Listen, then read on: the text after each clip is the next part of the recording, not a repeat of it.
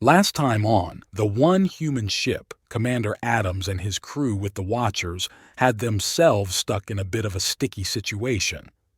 With the backup from the city guards of over 200, there wasn't much Commander Adams and the crew could do.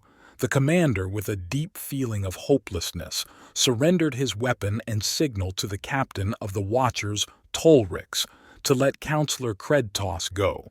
With a grudgingly shove, he complied. The counselor, gasping for air and trying to regain his composure, must have come as a shock to him, having a seemingly slow old turtle, able to move that fast and be agile, which had caught everyone by surprise. Commander Adams chuckled at the sight of the counselor's face. One of surprise and dread, he eventually spoke, after finding his voice, which, a croak hoarse sound, compliments of the Tolrix. "What the heck was that? You're lucky I don't have you shot on sight for that, being our allies, which might come under review after these latest developments," croaked the counselor. He ordered the guards to restrain the crew and the Watchers, but to leave Tolrix and Commander Adams to him, after being fully restrained, of course. He was not taking any more chances with these two. The rest of the Cosmic Pizza place was cleared out and 2 guards were placed out front to keep any nosy civilians back. The commander's crew and the rest of the Watchers were taken off to be processed and detained. Counselor Credtos straightened his now damaged uniform. "Thanks to Tolrix, I see you two have formed some kind of bond.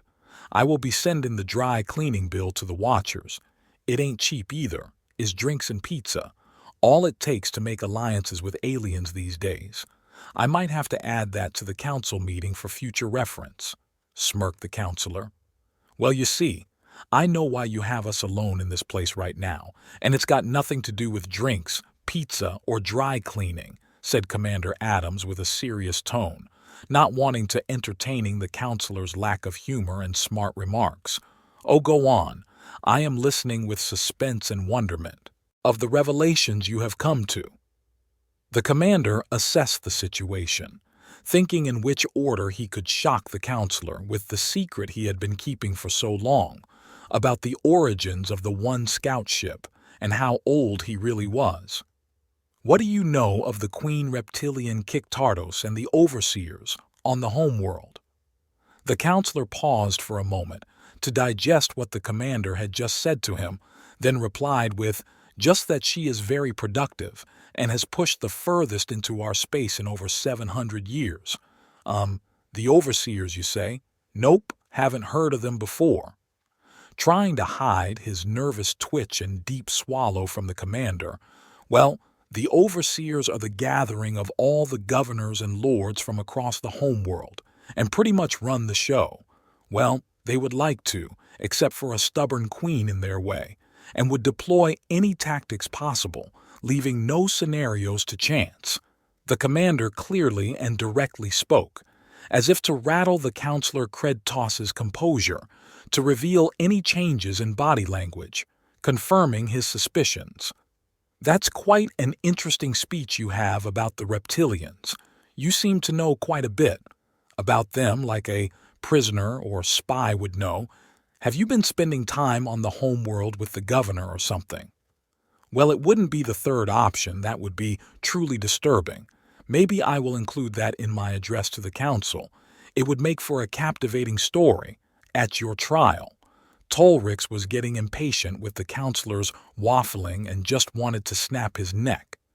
"Easy there, Tolrix. You might get the opportunity sometime soon. Tell that cocky bastard about the encrypted communications the Watchers picked up on between the reptilians and the counselor's office."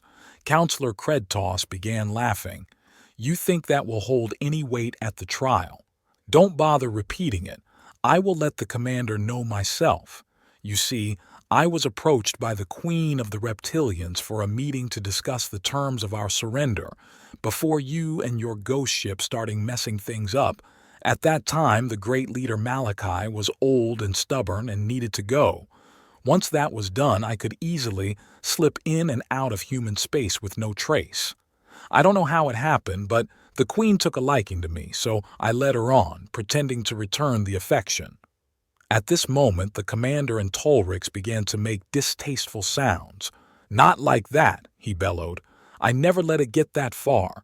Gee, you guys are gross. That version I will tell to the council, that it was you, Commander Adams, a traitor spy that was sleeping with the enemy, and she was letting you win on the battlefield. Sounds good to me, and I will make it stick." Before the commander could yell in retaliation. Oh, and Governor Slongkak said he would like his experimental ship back. Me and him are working on overthrowing the Queen. Once I had been introduced to the overseers on the home world, I could see the potential for myself and agreed with the overseers to get rid of the Queen. They were intrigued by a human being this ruthless. By the way, "How old are you, Commander?" the counselor inquired, but with a quick calculation already knew the answer.